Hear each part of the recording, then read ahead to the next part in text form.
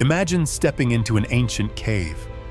No electric lights, no guide signs, only stone, darkness, and a silence that has lasted for thousands of years. But as the light of a torch sweeps across the walls, you realize this is no ordinary cave. On the rock surfaces appear carvings of striking precision. Dots, straight lines, circles repeating in a clear order. They were not carved at random. They resemble a map of the sky. For decades, when archaeologists discovered caves like these, they often assumed the markings were merely ritualistic or decorative.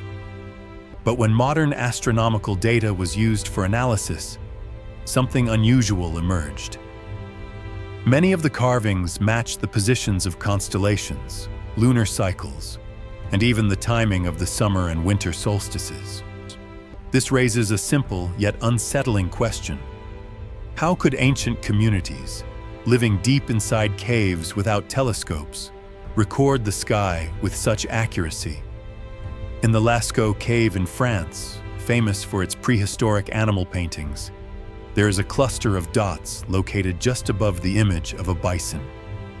When researchers compared this cluster with the night sky from about 17,000 years ago, they found a remarkable correspondence with the Pleiades star cluster. Not only is the number of dots similar, but their relative positions are almost an exact match. And this is not an isolated case. In India, the Bhimbetka caves contain hundreds of rock paintings, some of which depict large circles accompanied by symbols that repeat in cycles. Further analysis led scientists to believe these circles may represent the sun, while the surrounding symbols reflect day-night cycles and seasonal changes. This suggests that ancient people were not only observing the sky, but tracking it over long periods, long enough to recognize consistent patterns.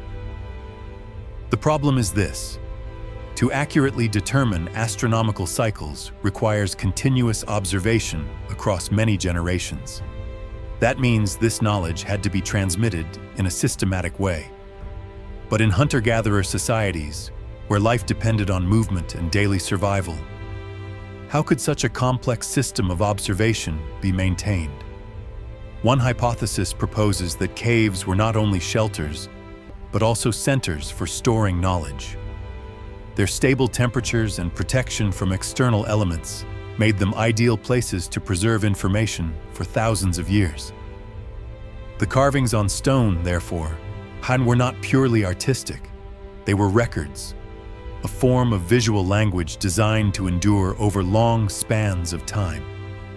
But why astronomy? From a survival perspective, understanding the sky offers clear advantages.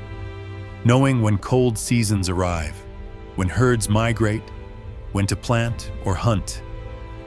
All of these are closely tied to the movements of the sun, moon, and stars. However, some caves display a level of precision that goes far beyond basic survival needs. In El Castillo Cave in Spain, a unique stalagmite bears a series of carved grooves running along its length. When sunlight enters the cave during the summer solstice, these grooves are illuminated in a precise sequence, creating a natural light calendar. This phenomenon occurs on only one day each year.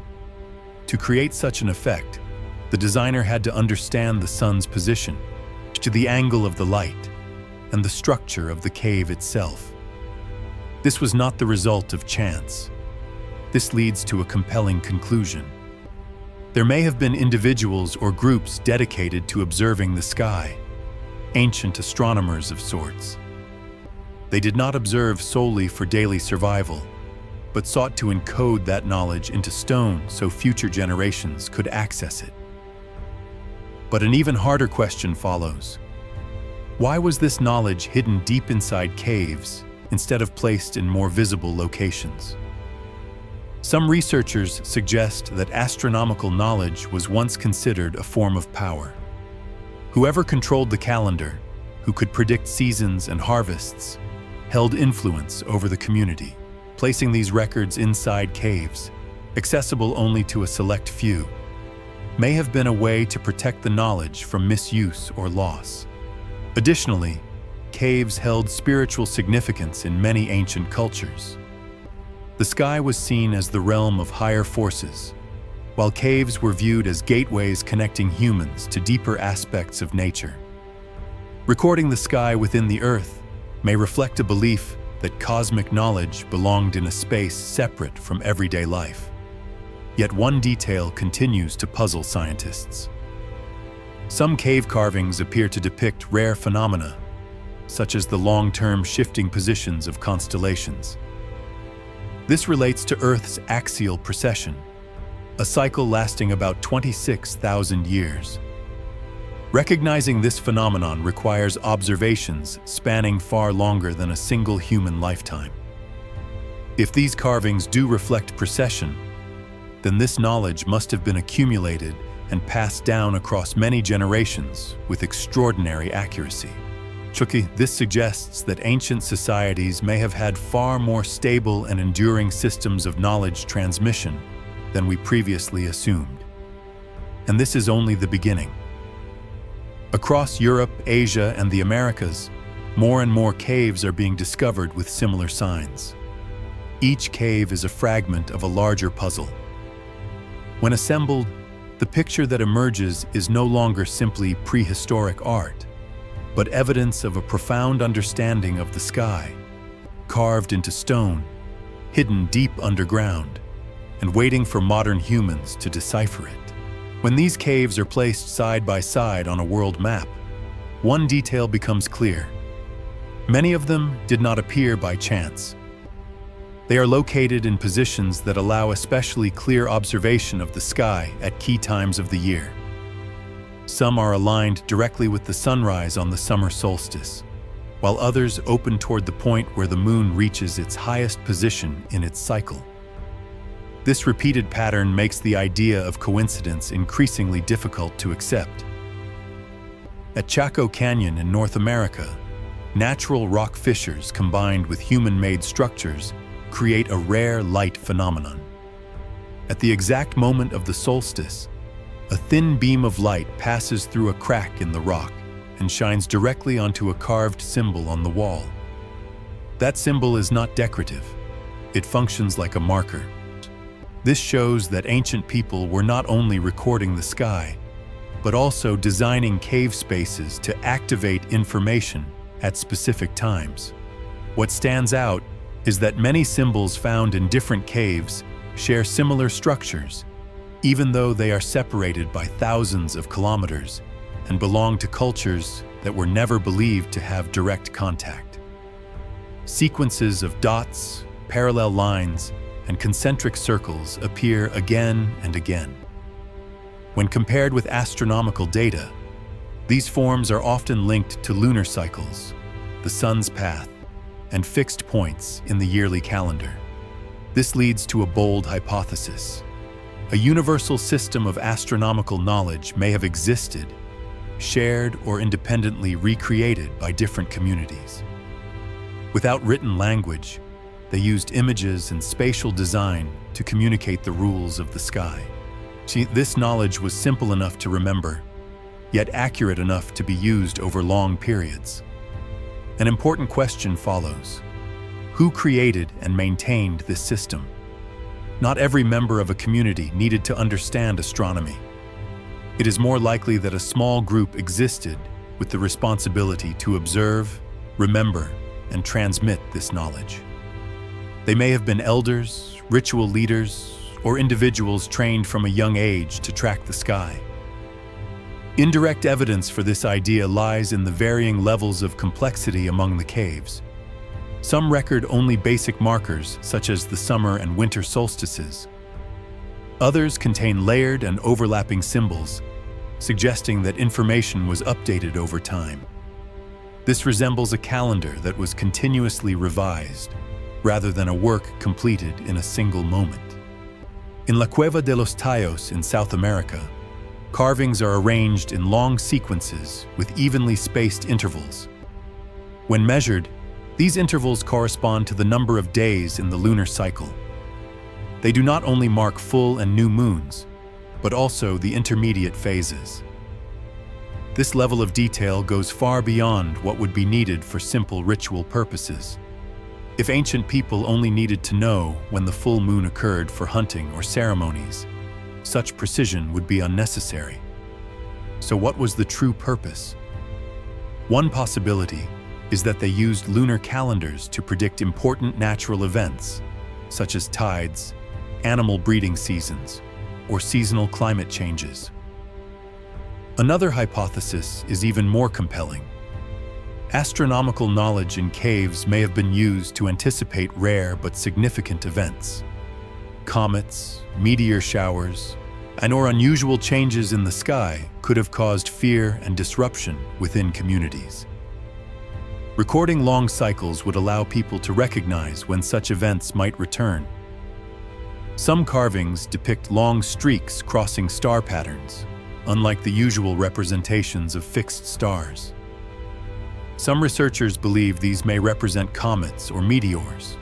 If so, ancient people were not only observing the sky, but also categorizing different celestial phenomena. This shifts how we view ancient intelligence. Rather than communities reacting passively to nature, they may have actively analyzed and predicted it. In this context, caves became a form of natural data storage, protecting information from weather, conflict, and forgetting. Yet the deeper researchers look, the more a contradiction emerges. Some cave symbols seem to represent sky configurations that no longer exist today. The constellations appear offset from their current positions. When astronomers simulate the ancient sky, they find that these configurations only match skies from tens of thousands of years ago. This raises an unavoidable question. When did this knowledge begin? If the carvings reflect skies older than the caves themselves, then either they were copied from an even older source, or human observation of the sky extends far deeper into the past than we have assumed. If that is true, then these caves are not merely records. They may be the final links in a very long chain of knowledge transmission, most of which has disappeared. What remains on the stone is only the visible surface of a system of understanding that was once far more extensive. When all the data is brought together, a picture gradually emerges. Ancient caves did not exist in isolation, but functioned like nodes in a network of knowledge stretching across space and time. Each cave preserved a portion of information, enough for the local community to use. But when connected, they formed a system of understanding the sky with remarkable depth. One important detail often overlooked is the durability of this method of storage. Stone requires no paper, no ink, no maintenance. While later civilizations recorded knowledge in written form, easily burned, decayed, or lost, the symbols carved into cave walls could survive for tens of thousands of years. This suggests that ancient people had a clear awareness of deep time, longer than a human lifetime, even longer than the lifespan of a single culture. So how was this astronomical knowledge passed on? There were no schools, no books. The most likely method was direct instruction. Young individuals were led into the caves, taught how to read the markings, and how to connect them with the real sky outside. Over many years, they did not simply memorize the shapes of the symbols, but learned the meanings and the patterns behind them. Over time, as environments changed and communities migrated or disappeared, only the caves remained. The knowledge no longer had active users, yet it was preserved. This helps explain why we now find information that far exceeds the basic survival needs of societies that no longer exist. Another compelling hypothesis involves the role of major astronomical events in human history. If a meteor shower, an unusually bright comet, or an abrupt climate shift once occurred, it could have left a powerful imprint on collective memory.